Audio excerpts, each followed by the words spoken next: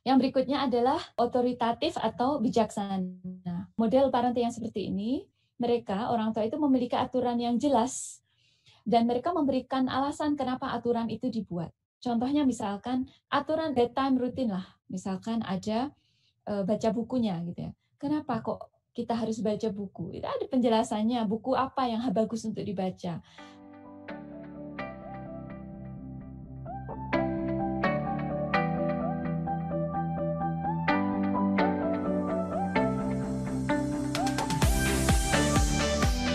Selanjutnya terkait dengan parenting style itu apa saja yang akan kita bahas.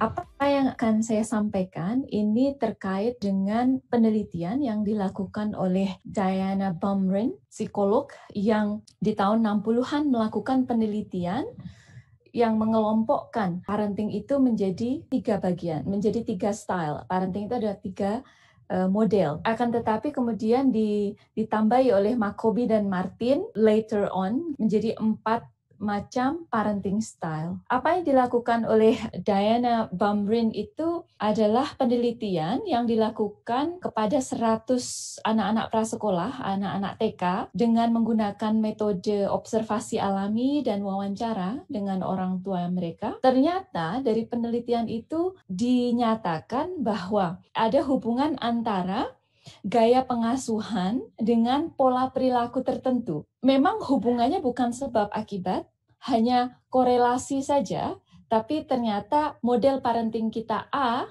akan memberikan pola perilaku kepada anak B. Sebelum kita masuk ke 4 model parenting itu, ada 2 komponen yang penting yang akhirnya terbagi menjadi 4 model parenting itu. Yang pertama, komponen yang pertama adalah kehangatan atau warm.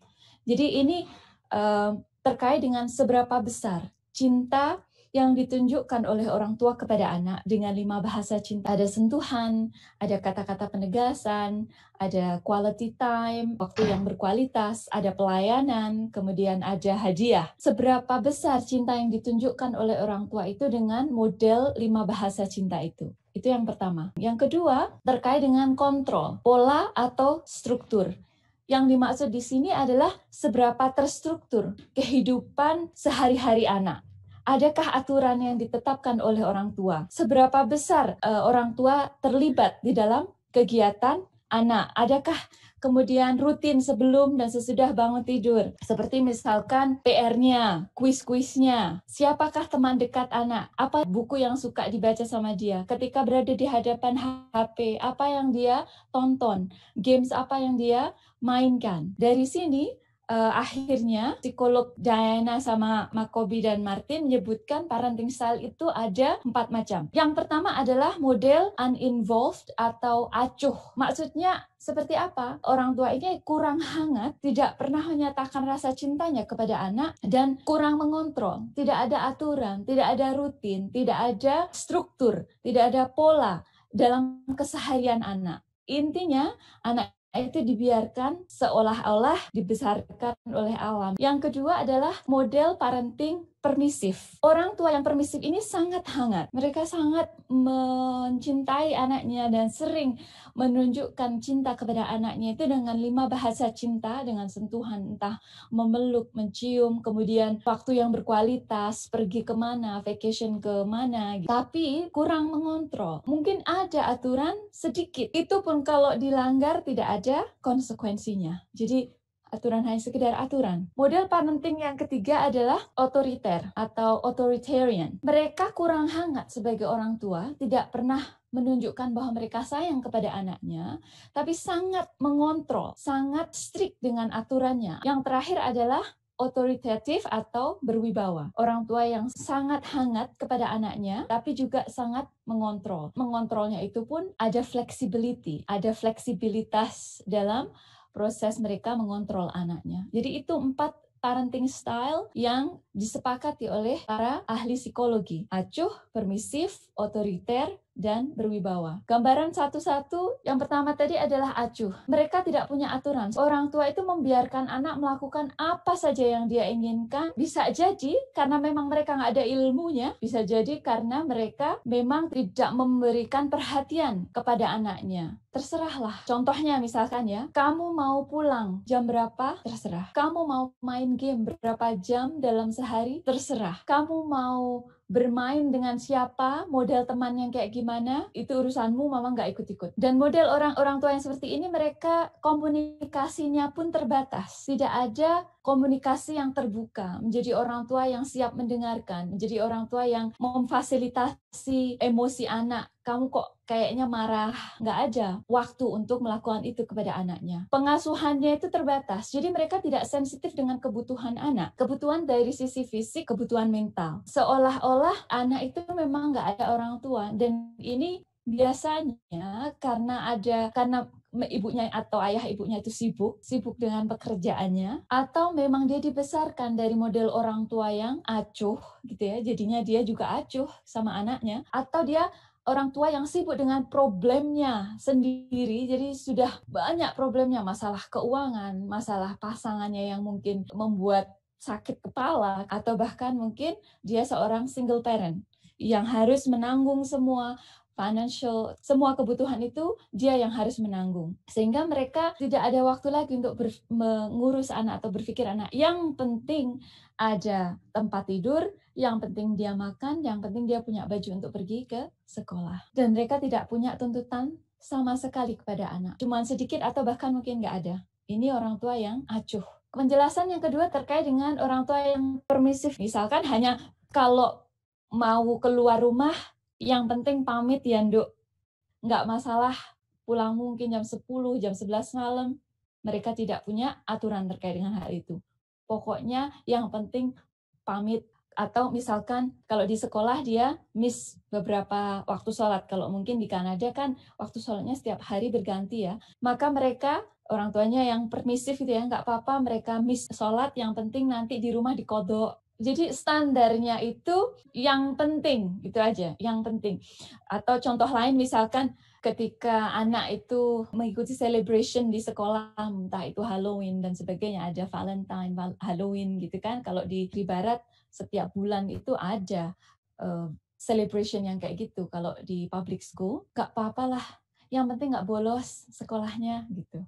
Jadi mereka ada sedikit sekali aturan. Dan kadang aturan itu juga nggak akan ditegakkan. Artinya ketika mereka melanggar, nggak apa-apalah. Mereka juga anak-anak gitu. Memang mereka itu sangat hangat kepada anak. Jadi komunikasi itu sangat terbuka. Mereka akan mengatakan, aku nggak suka A, aku nggak suka B. Bahkan keputusan yang besar dari keluarga itu, orang tua yang model permisif itu akan mengajak diskusi anak. Contohnya, kita mau pindah ke negara mana deh enaknya, itu tuh tanyanya ke anak. Bisa sampai keputusan yang besar itu anak yang memutuskan. Saking mereka itu benar-benar kayak teman dan sangat terbuka komunikasinya. Seperti yang tadi saya jelaskan, mereka hangat dan sangat ngayomi sebagai orang tua. Hanya saja itu tadi, mereka tidak memberikan aturan. Dan tuntutan kepada anak ini sangat minim atau bisa jadi bahkan tidak ada. Karena mesak nih, kasihan gitu. Karena mereka adalah anak-anak. Gak perlu untuk diatur-atur yang terlalu strict. Nanti malah mental, nanti malah lari dari rumah. Kamu kok teriak toh sama mama gitu. Emang gak boleh? Ya sudahlah.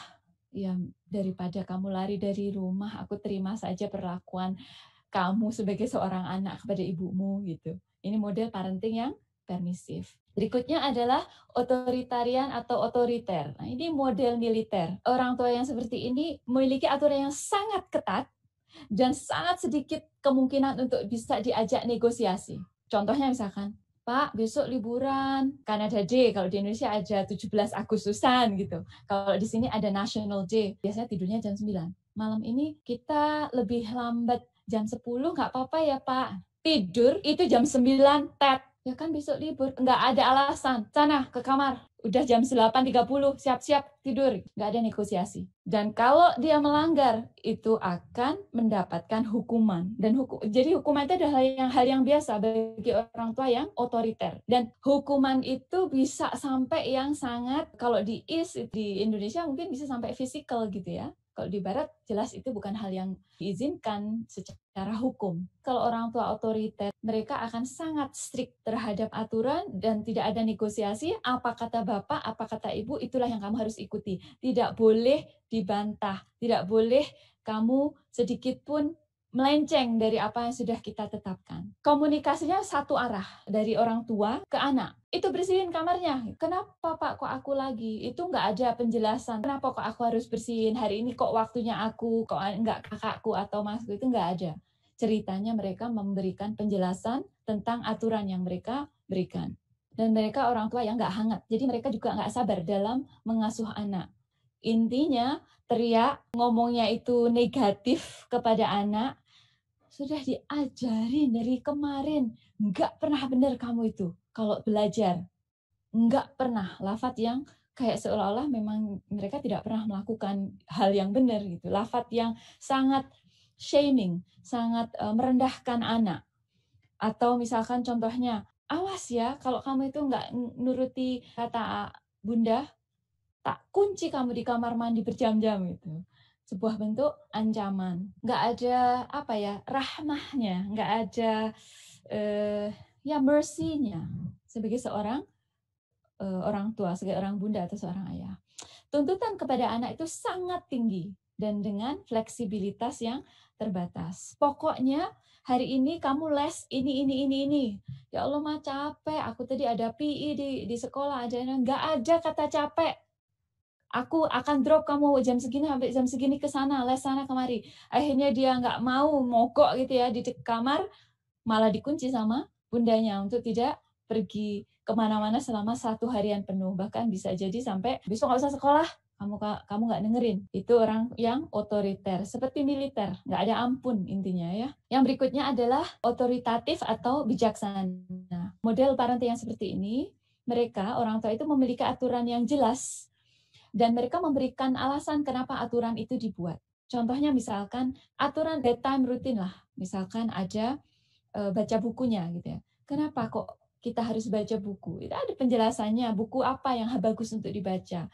Tentang Islam atau tentang kisah Nabi. Kenapa kita membaca tentang hal itu? Itu ada penjelasannya. Akhirnya memang orang tua yang bijaksana, mereka akan lebih cerewet dan juga pendekatannya lebih kepada prevention atau preventatif, tackle untuk tidak terjadi keburukan gitu dengan memberikan penjelasan. Komunikasinya terbuka. Kalau dia salah, dia bisa meminta maaf sebagai orang tua dan itu juga akan memberikan modeling atau contoh kepada anak. Dan komunikasinya itu sesuai dengan tingkat pemahaman anak. Tanpa ada bentuk yang merendahkan, kemudian nyumpai atau menakut-nakuti atau mungkin mencandai gitu. Nggak ada model indirectly itu kayak mempermainkan perasaan anak gitu. Tidak ada model komunikasi yang seperti itu.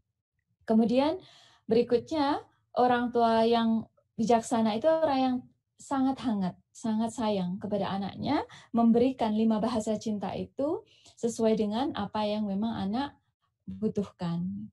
Yang terakhir, tuntutan kepada anak itu tinggi, memang. Akan tetapi, tuntutan yang diinginkan oleh orang tuanya itu dinyatakan dengan jelas, kemudian ada negosiasi dan kompromi. Ayah kayaknya terlalu berat itu kalau untuk aku. Terus maunya kayak gimana nak? Misalkan ada ekstrakurikuler, suruh ngambil basketbol, ada karate, semuanya harus dicoba nak. Nggak bisa ayah kalau 4-4-nya itu. Memang bagus kalau bisa semua. Lah terus mau apa? 2 aja lah sekarang untuk saat ini karena banyak tugas di sekolah gitu. Oh ya wes, 2 ya, tapi komit ya gitu. Ada negosiasi dan ada kompromi.